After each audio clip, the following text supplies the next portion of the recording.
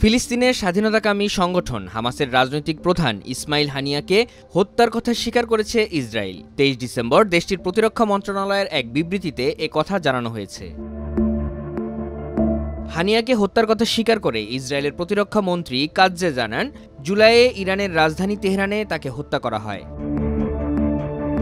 কাৎজে আরও বলেন, ইসরায়েল হুতিদের বিরুদ্ধে কঠোর আক্রমণ করবে এবং এর নেতৃত্বের শিরচ্ছেদ করবে, যেমনটি আমরা হানিয়া, সিনওয়ার এবং নাসরুল্লাহকে করেছিলাম তেহরান, গাজা ও লেবাননে।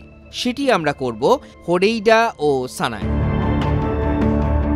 হানিয়াকে হামাসের সর্বময় নেতা হিসেবে বিবেচনা করা হতো এবং তিনি গাজায় যুদ্ধবিরতি বিষয়ক আলোচনায় গুরুত্বপূর্ণ ভূমিকা পালন করছিলেন। তার হত্যাকাণ্ডের পর হামাস ইয়াহিয়া সিনওয়ারকে নতুন নেতা হিসেবে ঘোষণা করে। তিনি ইসরায়েলের ভূখণ্ডে হামাসের হামলার অন্যতম রূপকার। গত অক্টোবরে ইসরায়েলের সামরিক অভিযানে তিনিও নিহত হন। এরপর থেকে হামাস এখনও নতুন নেতা বেছে নেওয়ার প্রক্রিয়ায় আছে।